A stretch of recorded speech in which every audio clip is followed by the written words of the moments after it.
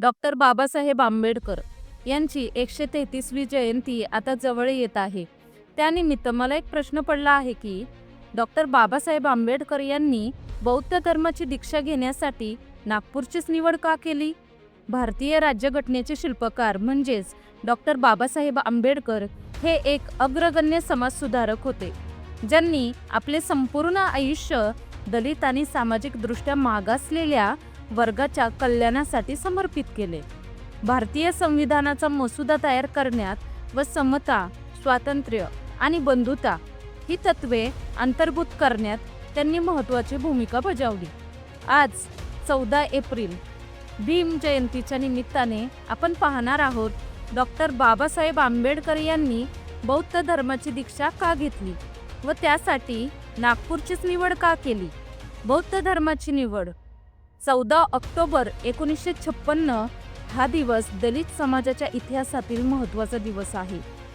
या दिवशी 3,65,000 दलित अनुयायांसह हिंदू धर्मातून बाहेर पडण्याचा निर्णय घेतला व बौद्ध धर्म स्वीकारला. हा क्षण भारतीय इतिहासासाठी अत्यंत महत्त्वाचा क्षण होता. यामुळे देशातील दलित समाजाला एक आवाज मिळाला. सुरुवातीच्या काळात बौद्ध धर्माकडे वळणे हे बाबासाहेबांसाठी फारसे उत्स्फूर्त नव्हते. तसेच इस्लाम किंवा ख्रिश्चन धर्म यांच्याशी संलग्न असलेल्या परकीयतेमुळे स्वीकारणाऱ्याचा विचार फेटाळून लावला.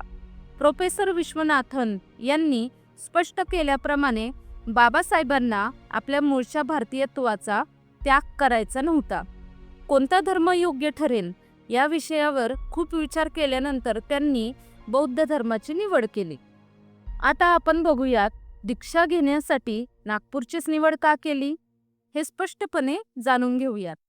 डॉक्टर बाबासाहेब आंबेडकर म्हणाले, आम्ही नागपूरचीच निवड केली कारण नाग लोक बौद्ध धर्माचा विस्तार करण्यात आघाडीवर होते. ज्या नाग समाजाच्या लोकांना आर्य लोकांकडून त्रास सहन करावा लागला, हा अत्याचार सहन करणाऱ्या नाग लोकांना गौतम बुद्धांच्या रूपाने साक्षात महापुरुषच भेटला व त्यानंतर त्यांनी भगवान बुद्धांची शिकवण भारतभर पसरवली. नाग लोक प्रामुख्याने नागपूर आणि आसपासच्या प्रदेशात राहत होते, म्हणून या शहराला नागपूर म्हणतात. आणि याचे अजून एक कारण म्हणजे नागपूरमधील बौद्ध जन समितीने या सोहळ्याची संपूर्ण जबाबदारी घेतली होती. तुम्हाला ही माहिती देण्याचा हा आमचा एक छोटासा प्रयत्न आहे. ही माहिती देत असताना कोणाच्याही भावना दुखावण्याचा आमचा हेतू नाही. तरी तुम्ही दुखावले गेले असेल तर त्याबद्दल क्षमस्व. जय भीम, जय शिवराय, जय महाराष्ट्र.